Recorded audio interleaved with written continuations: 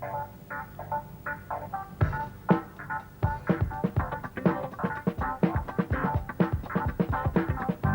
Donington Park Racing Circuit in England marks the half-time of the 1981 European Championship of Touring Class Cars.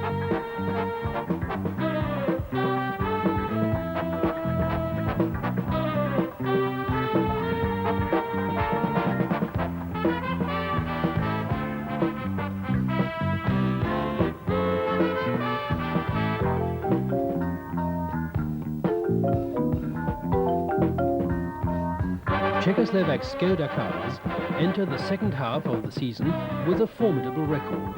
Unchallenged, they have won all the races in their own class, and they are also in the lead in the overall classification of car makes. Audis, last year's champions, are trailing behind Skoda.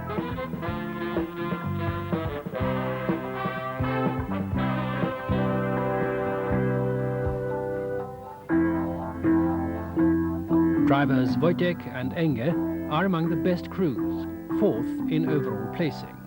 Needless to say, success is also the result of thorough preparation before each practice session and before each race.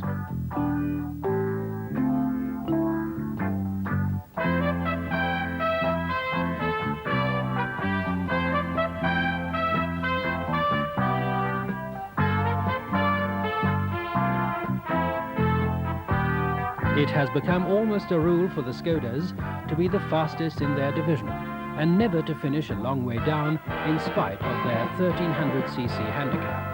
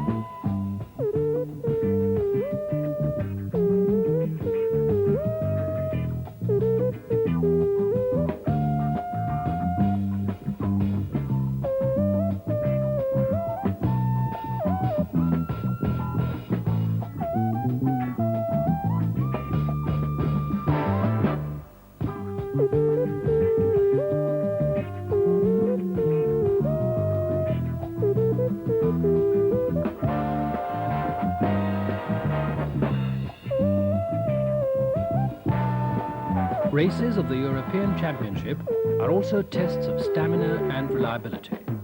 It is no fun driving round and round the circuit for 3.5 to 4 hours flat out.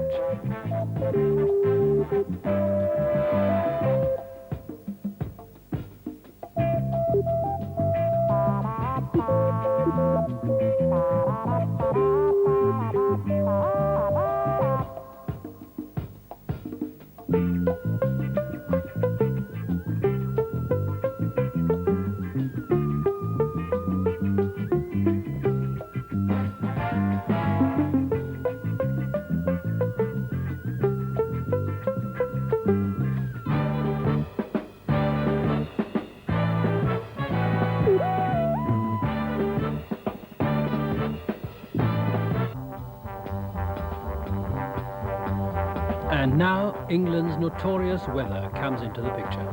It begins to rain.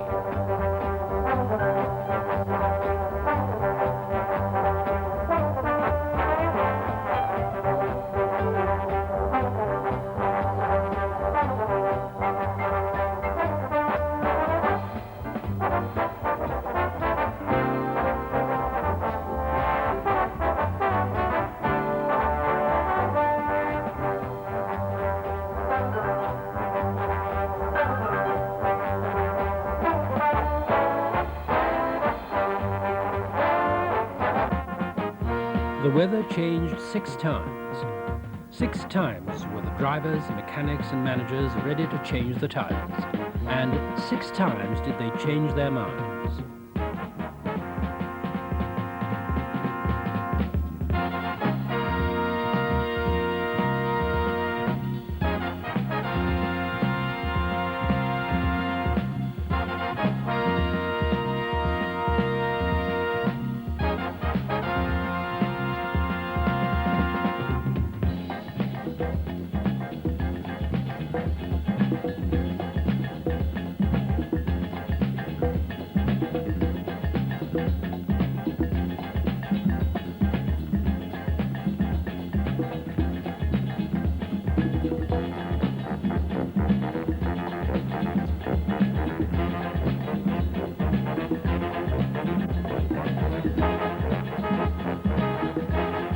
Here too, Czechoslovak cars are doing fine. Two of the Skodas are heading the first division.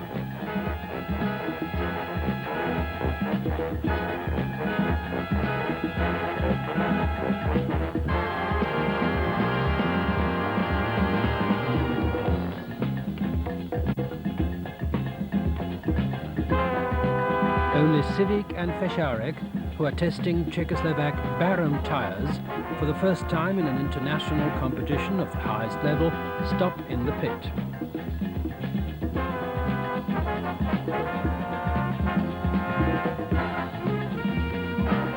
With the road wet, engine size and power no longer count. The car's handling and the driver's skill decide. This is an advantage for the Skoda crews. The Skoda 130s rank among the best handling cars in the championship. This is also why Wojtek and Enger, the best of the Czechoslovak crews, change places on the technical circuit in a leisurely and cheerful way. The car is in good condition, the race can go on.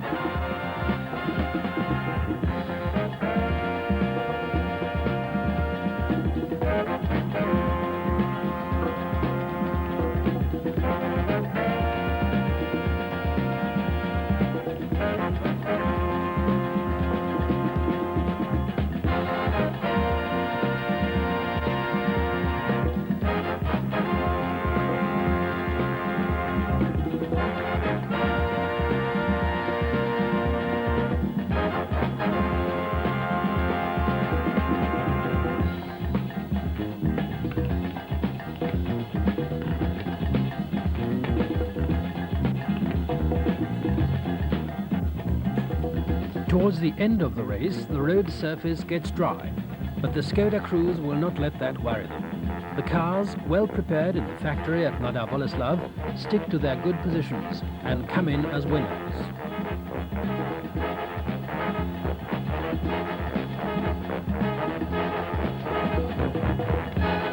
Not all of the competitors were quite so successful.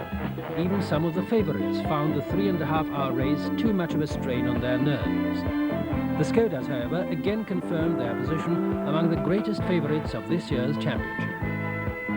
The Donington race is over and everybody is moving back to the continent. The next meeting place is the Salzburg ring at the foot of the Austrian Alps.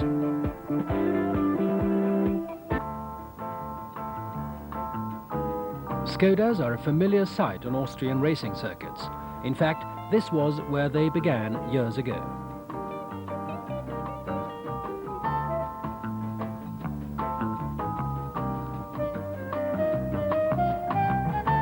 Unlike Donington, the Salzburg Autodrome is extremely fast with only one technical section.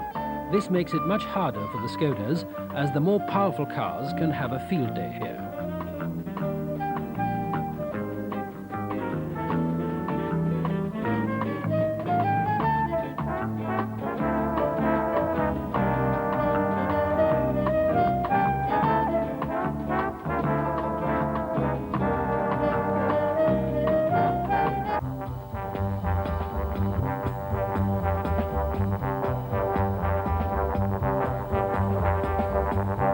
Skoda was represented by two cars, the orange-coloured 130, driven by Mikl, Martinovska and Vanicek, and the white car of Civic and Fesharek. The practice results were as expected. The Skodas remained the fastest in the 1300cc category. On the starting grid, they were in the company of the true elite of the circuits. In a fast circuit, the difference in engine output between the less and the more powerful cars stands out more strikingly, but the Skodas are again uncontested in their division.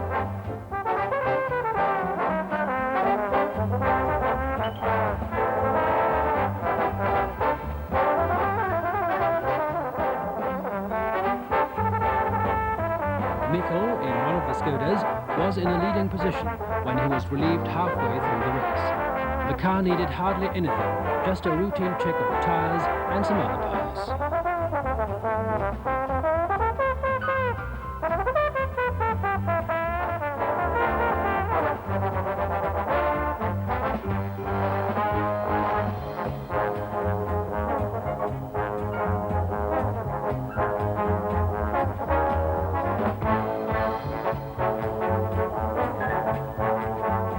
In the second half of the race, the situation was virtually unchanged, except perhaps for the growing number of cars driven to complete exhaustion, as is usually the case on this flatland circuit.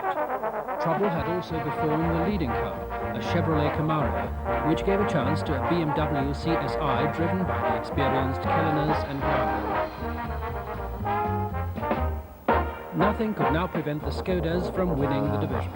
Another 20 points consolidated Skoda's position in the overall score of car marks. Czechoslovak cars thus stand a good chance of winning for the first time in history the European Championship of Touring Cars.